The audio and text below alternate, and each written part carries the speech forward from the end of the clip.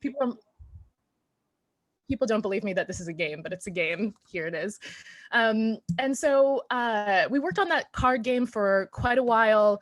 And, as the months went on and we entered into the pandemic, and then, furthermore entered into all of this new energy around Black Lives Matter, we found ourselves in a moment where we were just surrounded by creatives who were trying to figure out what to do with this new energy around defunding the police. We were seeing movement and traction around that in Minneapolis, in LA, in New York.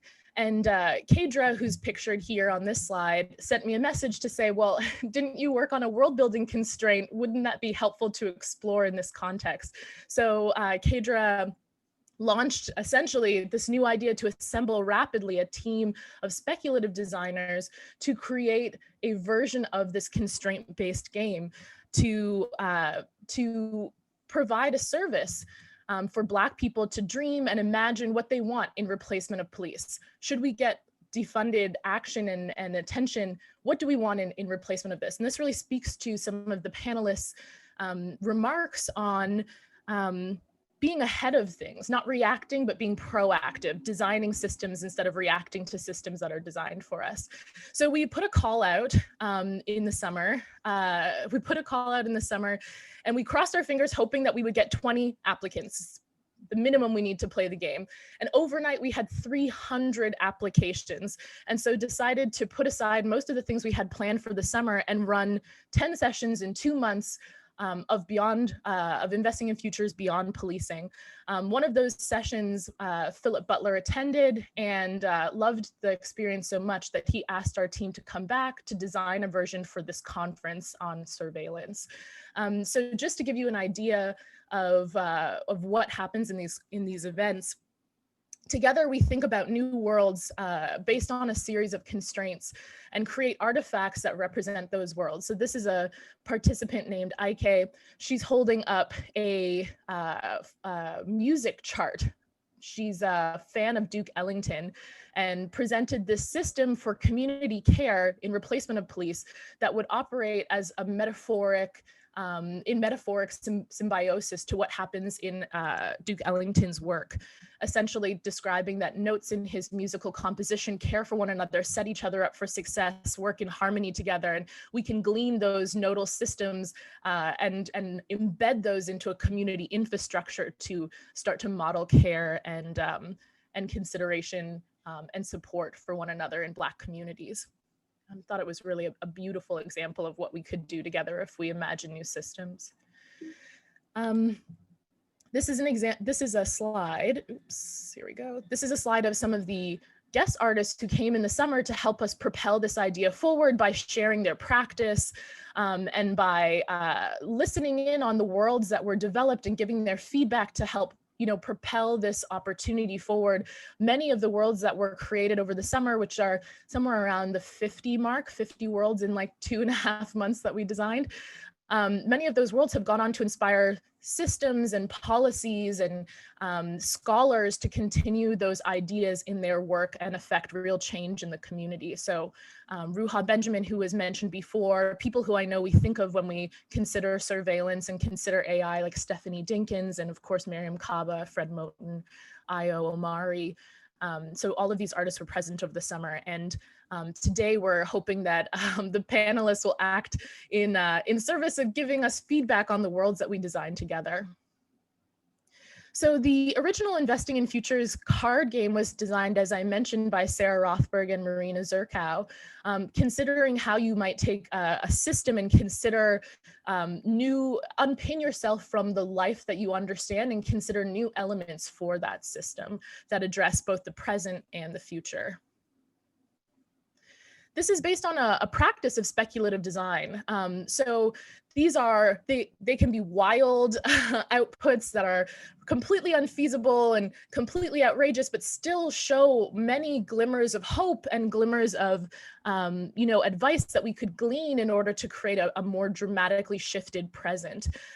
So at the end of this activity, we'll all create artifacts of these worlds we're designing, some of which you can see here on the right-hand side.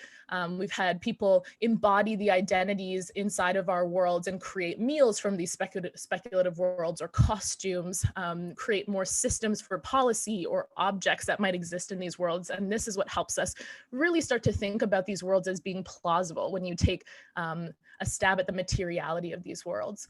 Some of these projects, are hop, skip, and a jump away from things that can actually affect change. So this project here, for example, the Argus project, is won by one of our guest speakers, Ayo Okonsiende, and it's a suit that's mapped to the data of a city. And as you walk through the city and wear the suit as a Black person, it vibrates and changes color patterns to indicate to you where there have been histories of Black violence, so that you yourself can use that data to make sure that you are safe. So this is a functional suit that has been, worn and produced in many different ways. Another great example of art that has changed society is the Google Maps hack by Simon Weckert. Essentially a guy who took 100 iPhones, put them on Google Maps, and wheeled them around in a wheelbarrow down the street to effectively trick Google Maps into thinking there was a traffic jam in that intersection. So speculative work that goes on to make real world effect is, part of the ecosystem of which we're exploring. And the most important part of this that I think is kind of, often the most challenging for these workshops with adults is to lead into the philosophy of play. So for new worlds to truly take form, we need to use our imaginations, and imagination is a muscle that's exercised through play. The resulting worlds can be tangible and realistic, but they could just as easily be playful and silly and maybe absurd. Our methodology and the methodology of many of the speculative designers I showed in a previous slide relies on the idea that the freedom of play provides a safe forum to try on and generate new frameworks. And that co-imagining a world you want to live in draws connections between the personal, communal, and the systemic. And that, ripple effect can help us take steps towards better futures and better presents. And these are two quotes that I really find grounding in this way. The quote by Angela Davis, that the agents of history are not so much the leaders and the spokespeople, but rather the masses of people who develop a collective imagination regarding the possibility of a new future. Which feels so much in line with what we've heard on this panel, and so much in line with what we've done in the summer with investing in futures beyond policing, and what I'm hoping we'll do today at investing in futures beyond surveillance. Another quote, which you'll hear me mention again closer to the end, is "I am my ancestors' wildest dream." And we've heard this so much, and I would implore us to collectively start thinking about what we are dreaming up for the generation that is to come for us.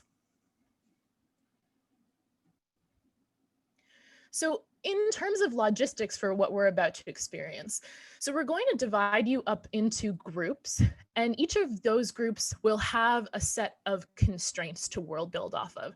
There's an incredibly detailed document that each of you will have in order to walk yourselves through this process. And myself, as well as 4 other facilitators, the panelists, and the organizers of this event will be bouncing from room to room, just helping you through the process. And my team knows all of the steps to this process, so we can really help with logistics. And I really empower the panelists and the organizers of the conference to just really be there to help people imagine, to unpin themselves from 2020 and start to think about what our world could be, and that could be tomorrow. It doesn't have to be dozens and dozens of years out into the future. So everybody in each group is a world builder. In addition, there are 4 specific roles to be filled. So when you get into your groups, the first thing you'll do is, and pretty arbitrarily, pick one of you who will be the facilitator, the transcriber, the visual designer, and the storyteller. And so the facilitator, you're almost as if you're acting like the banker in Monopoly. You have an instruction set that you'll walk the team through, and you have an insider's lens into what's coming next. And there's literal text that you're supposed to read out loud. So it should be pretty straightforward. The transcriber's role is one that we're hoping will be really into note-taking. Oftentimes when we design worlds, it can get so exciting so quickly that we forget what we said 10 minutes ago, and the transcriber has their own doc to really take notes on what's been said. The visual designer is the person who'll be capturing via screenshot and quotes elements that help paint the picture of the world.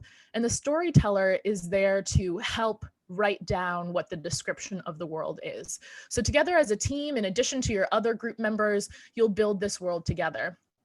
You're each going to get a Google Drive folder that has a doc for each one of these roles, and a slide deck for populating with assets of your world that we'll use to share back when we all come back together at the end of the activity. Yeah, pay attention to the chat broadcast, which is a message that will show up at the top of your screen here, where I'm like moving my mouse, because that's where we'll give you some time updates and let you know how far along we should be. So as I said, constraints are really important. And the reason why we build worlds in constraints and not inside of a open sandbox is because even if we were, for instance, to be gifted the entire surveillance budget of police or a city, we wouldn't be designing that world in a vacuum. We would have stakeholders, we would have systems we had to take into consideration, we would have things that would, work in balance with one another. So we're simulating that with constraint cards. They'll be found at the top of your Google Doc. And these constraint cards have been handpicked with an enormous amount of love and consideration from our team to be in both overt and covert conversation with surveillance. So we've really primed you for all the wisdom that you've learned in the panel to be applied to this conversation. So based off of those cards, you're supposed to, as a group, imagine a world, and this is so important, that you want to live in. It's really easy to imagine spiraling dystopias, and I would, beg to offer that perhaps we are in a slight dystopia right now. It's a lot harder to imagine worlds you actually want to live in. And that's the task that I think will actually, result in tangible change and tangible action for communities to take forward tomorrow, next week, next month, years from now. So I want you to lean into these worlds, no matter how absurd or fantastic or real they are. That's really up for your group to decipher. And even worlds that feel completely impossible, just as sci-fi does for us, the works of Octavia Butler and Kay Jemison, those works still ripple out to help us understand and contextualize our world. I believe the last piece is just some etiquette. Just thinking about how to share the talking space. This is a kind and safe space, so be mindful of your words. Feel free to get up if you need to. This is a very participatory activity, so it's important to stay involved, but of course stretch your legs, use the chat, keep your video on if possible, that would be great. And feel free to unmute in the breakout rooms, but consider muting yourself if it's noisy. Those are my slides. And I just wanted to, before we jump into the breakout rooms, I just wanted to have us sit together in grid mode for 1 second. So this is a moment where you can turn your camera on, we're about to transition into our breakout groups. My team is here, everybody's here and ready to go. And before we jump in, I just want to offer an introspective moment for us to get into the headspace of what we're about to do. So I'm going to ask you to trust me and be vulnerable for a moment and just close your eyes. Close your eyes. I can see you, so I can see who hasn't closed their eyes yet. All right. So find a comfortable seated position, something you can hold for a few minutes. And with your eyes closed, I want you to take a deep breath.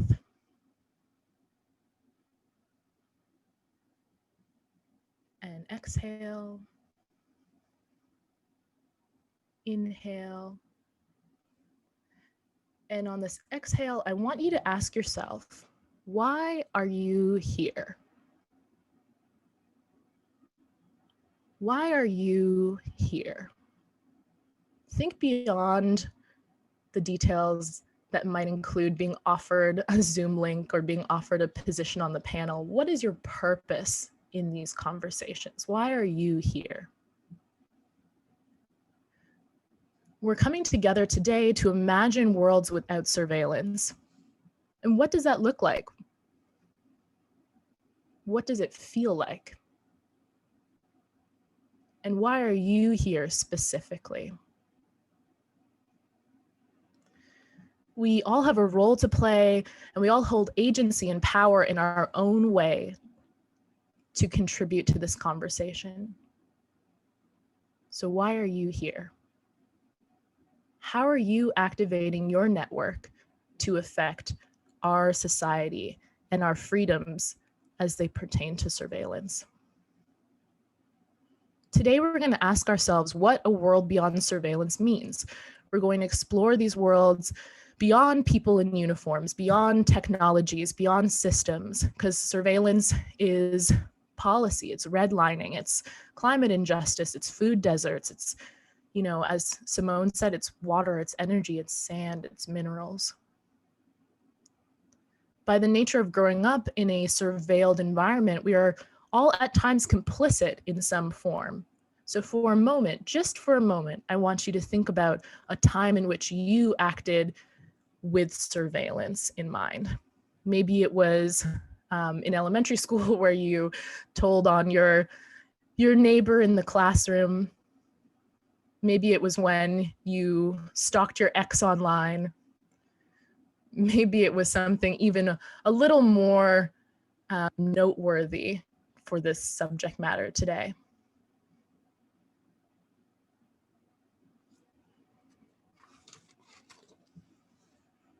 Today, we're also going to look introspectively as we externally, as well as externally, at the ways that surveillance pervades our mind and bodies in society. Take one more deep breath in.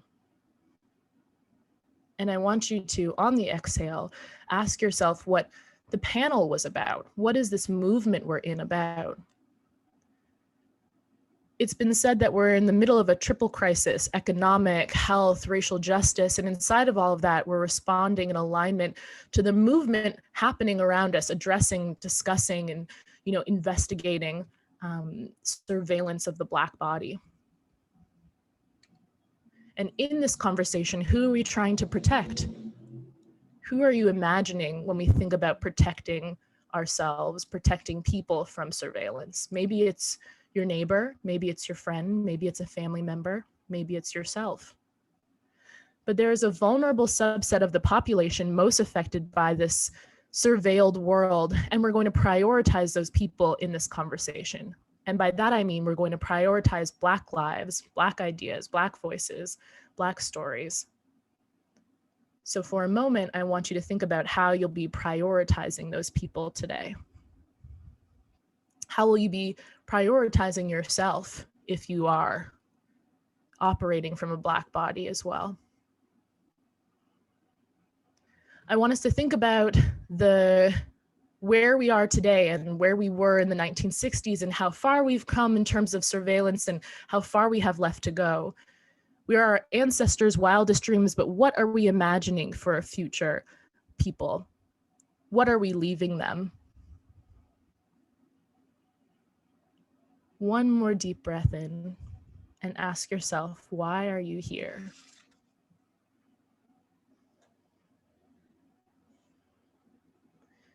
You can exhale and open your eyes, and Sarah is going to transition you into your breakout rooms, and I hope that this has set you up for openness, but we'll be bouncing around to remind you of how to operate in this game.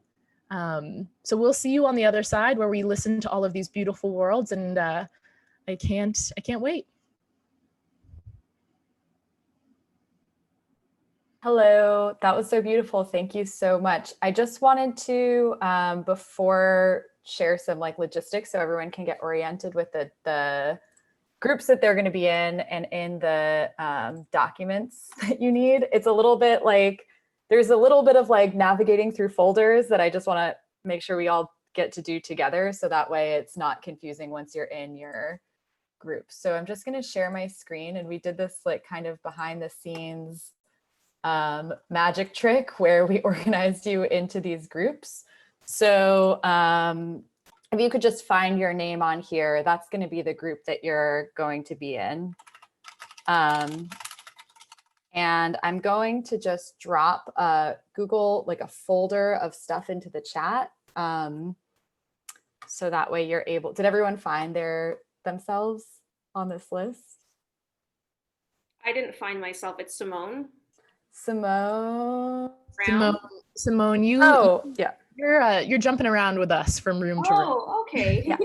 I'm so excited. Okay, super. So I'm gonna drop this folder, or actually, I'm not sure if one of our other,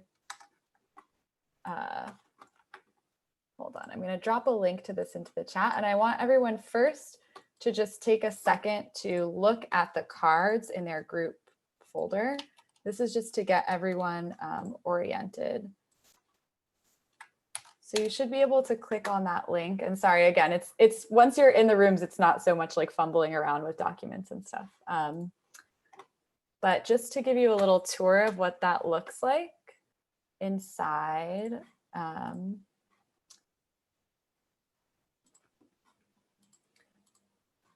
You're going to be choosing these roles. And the first thing that you'll be doing is deciding who's the facilitator, who's the visual designer, and who's the storyteller, and who's taking notes. The facilitator, like Ashley mentioned, is kind of like the banker in Monopoly. So you can take a look in here, and that person will be reading out the instructions. Everyone else has this shared document called the work doc, and that's where everyone will be looking at the cards that you've been given. So I'll put you all in the rooms now, and the very first thing that you should do is just take a second, look at your cards, think about what they mean, decide what everyone role is gonna have, and then from there you're going to be doing your world building. Does anyone have any like questions? Is everyone able to access their document? Maybe I can get just like some head nods, and then I'll send everyone off to their spaces.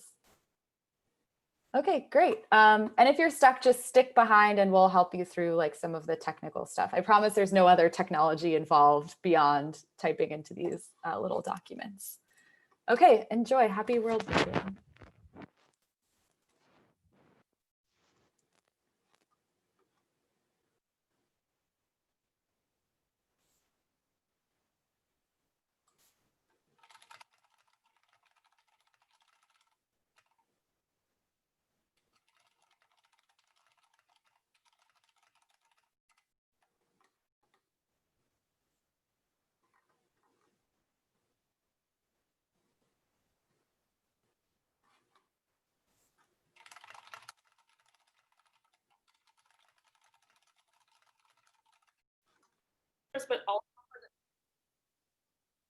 But also for the facilitators.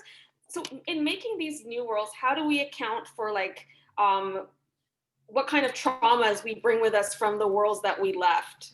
And I know in the group that I observed, there was a newcomers bureau or office, and maybe I want to hear a bit more about that if possible.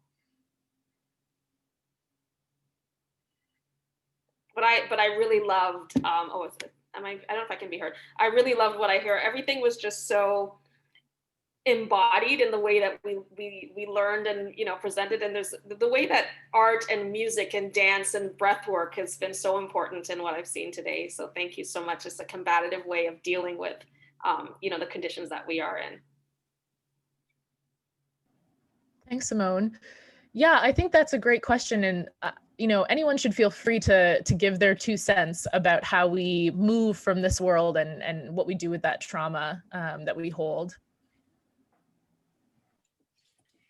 One of the components that's missing, and certainly music and dance has been a pronounced element in our various groupings, but I would interject that sports needs to also be in there, because over time, and ancestral as well as the contemporary, that's been a mediator for people, different kinds of people, engaging in ways that are orderly, pleasurable, and fun.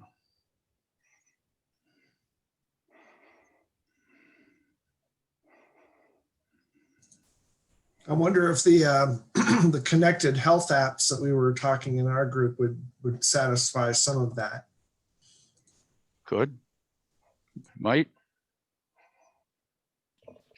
I'm actually looking at a counselor for my son right now that what the counselor would do is actually each session they would do something active.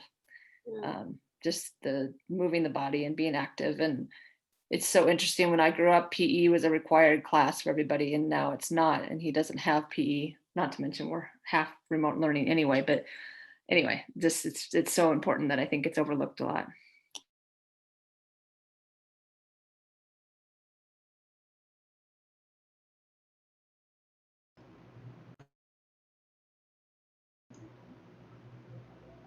It makes me wonder, why don't we have a dance sport in the world we live in today?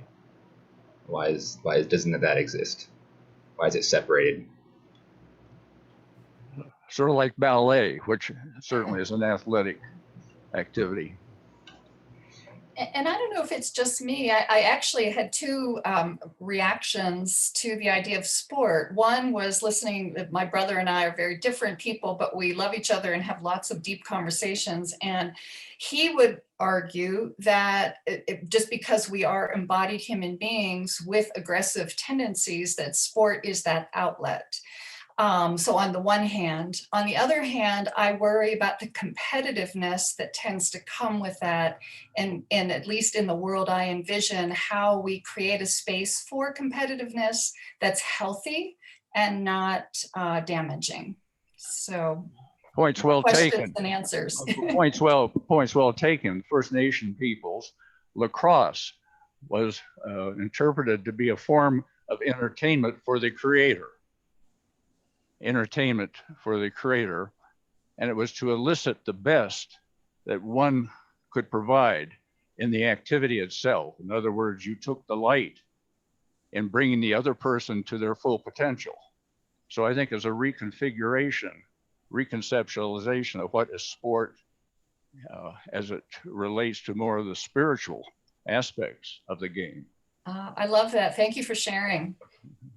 I also think that sportsmanship is taught on how to lose gracefully. Yes. And how to deal with the reality is that not everyone wins all the time. I think we've lost a lot of that in the last 30 years. Yes. Yes. I'm really curious about Simone's question around trauma. I think it's really interesting to explore. I mean, like body work in both sport and dance definitely help to process trauma. I wonder, and this is putting you on the spot, but Philip, as a fellow world builder out in the world, out in the universe, what are your thoughts on how we move from one world to a different world and what we do with that trauma? I think that's an excellent question. I think I like the idea of a welcome center, right? And I think this becomes an invitation in some ways, right? Not only into the new world, right? But it seems as though these worlds become sites as opposed to new worlds. And so I wonder if we're really talking about entire planets, or are we talking about smaller communities? And so I think that a lot of what happens here in terms of, and I think I already touched on this a little bit in the beginning, in terms of technology being an extension of either society or individuals. And so it looks as though moving into new worlds and dealing with trauma becomes shifts in epistemologies and the reframing, previous narratives and then of oneself and how one was perceived by, internally and, along with and socially and societally, right? So like if they're perceived, negatively, if they're historically marginalized groups, so on and so forth, but they're moving into this new space, what does it mean to shift the entire epistemology, including how they see themselves, while also embracing how this new kind of town or city or state actually embraces and sees them as well?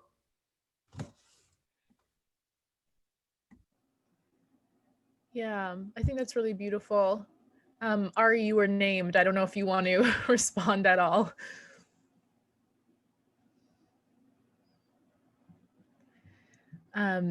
For those who are on a fixed schedule for the day, we wanted to just open up the opportunity for you to stay if you're able, but if you have to go because you bookmarked this time with us exclusively, then that's totally fine too. I think we might stick around and keep chatting for those who are a little more flexible with the day. But in this way, in this moment, I suppose, where we might be diverging to people who stay and people who go, I want to just take the opportunity to thank you all for participating, and really just thank the panelists so much for all of the insight they provided to lay the foundation for this conversation and for this activity. We couldn't have had like a better pairing.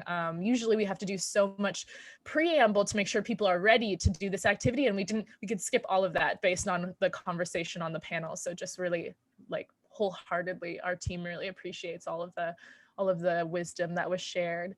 So no heartbreak if you have to go, we understand. And if you're able to stay, we'll chat for a few more minutes.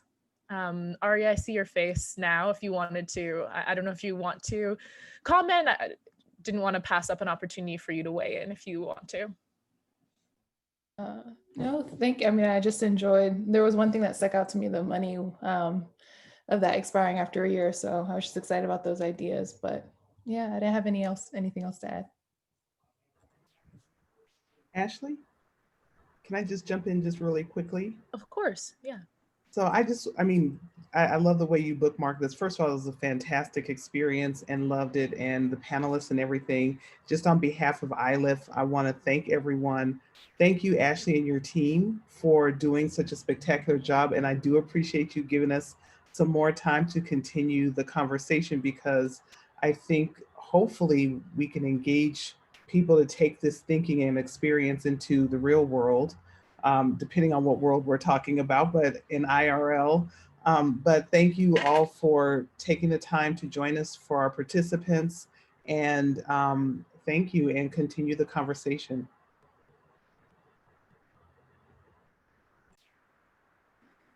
I saw that there was some, I know Ari, you mentioned this, that there were quite a few cards that I think were really exciting to explore. The money expiring after 1 year in tandem with the card that requires big tech to be open source is a real place to explore. Kedra, I saw you unmute. Do you want to add anything to that? Yeah, I think that there are many ways to look at that combination, where the primary one being like not being able to hoard wealth, but then I think the other side being still not necessarily having to use resources in a way that's beneficial for the majority, because you can kind of go crazy, you can kind of go wild with however much money you have in that time, even though you aren't going to be hoarding it. So that was just an interesting combination to me.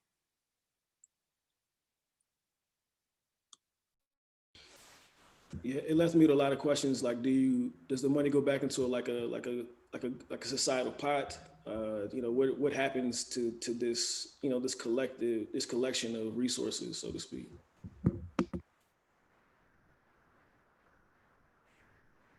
Well, I was going to ask that, almost that same question. Does that apply to individuals or to corporations? And do corporations become entities in and of themselves that they have to pass through a certain amount of money through that year to the society?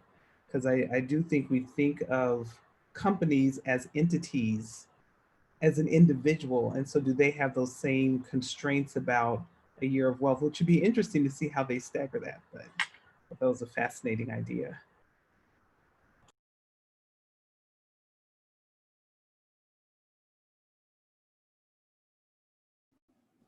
But what if we added that there was a time limit on companies? That, if money goes away at the end of each year, what happens if after certain periods of time, organizational entities have to be totally regrouped, whether that's a school or a company or even a community organization? So term limits, is that what you're saying? Never a bad thing. And that makes you think about like constitutional elements, or even like state organizations together. Like, does the state have a time limit, where its founding documents must be redone, kind of like either an overhaul or just a dissolution into like the larger global landscape? Mm-hmm.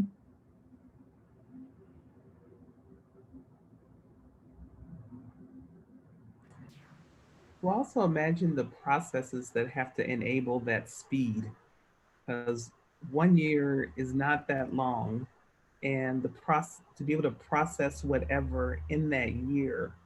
So that means your efficiency has to be at a totally different level, which may require technology, right? to do that efficiency work, whether it's at the individual, the organizational, or the state level. For me, This this kind has of been like reminds the me longest year of my life. It seems like 1 year is not that long, but it just seems, and maybe a new world is rethinking, reimagining time and segments of time, and including rest, and so I don't know. That's what I would like to do, get some rest. But yeah, Or if a we're year, reimagining money and debt, let's think through time as well too. exactly. A year could be the equivalent of 5 years IRL, whatever that you can redefine time length, I guess. Yeah. Or how we're tied to time around labor, completing things, reaching certain milestones in life, yeah. Yeah, we have so many worlds that were created in the summer that were reimagining time and prioritizing rest. And I mean, I think it speaks to what was on everyone's mind as they were working through these exercises in the summer. But some really interesting nuanced relationships to time that allow for like community pauses where we stop mapping time and then return to map time again, that seasonally we would shift our relationship to time so that we would have moments where work was a priority and times where it wasn't. And the funny thing is that like, I was just going through the worlds the other day and looking at the ones that reflect on time. So much of these decisions that were made in these world building sessions are reflective of how we used to appreciate time prior to the Industrial Revolution and prior to, these are things that my grandparents would tell me about in terms of like the ancestry that existed from my family lineage like hundreds and hundreds of years ago. So it is interesting to like, when we reimagine time, we're like, maybe like pulling back things that used to exist and realizing the importance and the significance of those things once again.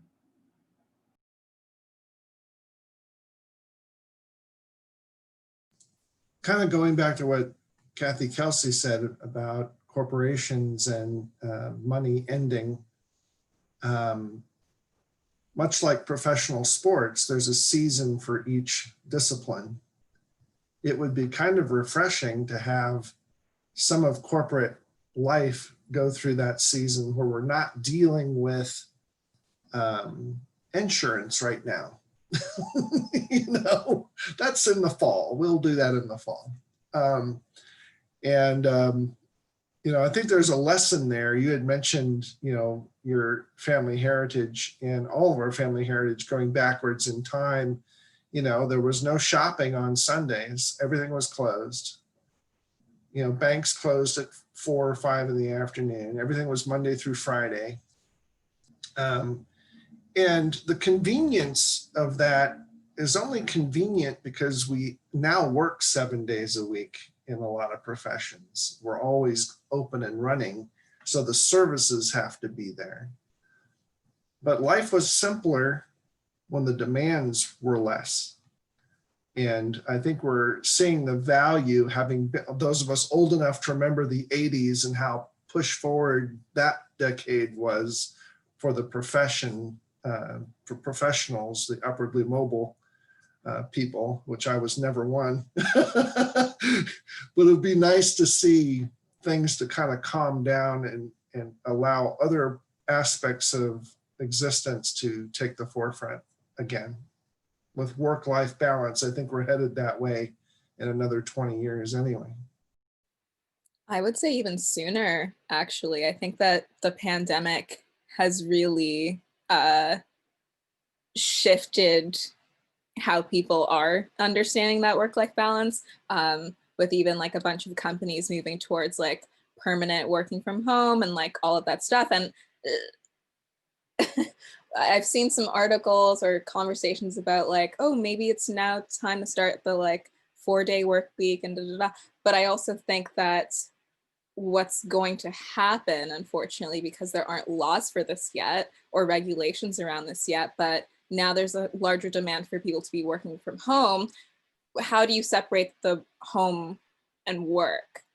And then, I mean, when we get back into surveillance again, your work is now in your home. What do we do about that? What does time look like now? What is my personal time versus my like labor time? I think that's going to become a primary conversation soon, I think. I have a neighbor who was working out of my basement the last few days because he was having some homework done at his house, and he works for Apple as one of the service providers when you have a problem with your mobile device. And they're really working off of a digital time clock. Those of us old enough to remember punching in and out of work on an actual time clock. That's how a lot of that's being handled, apparently with Apple and their staffing right now. So I can see us having a punch clock system to justify our labor hours, and then punching out when we're throwing a little laundry in.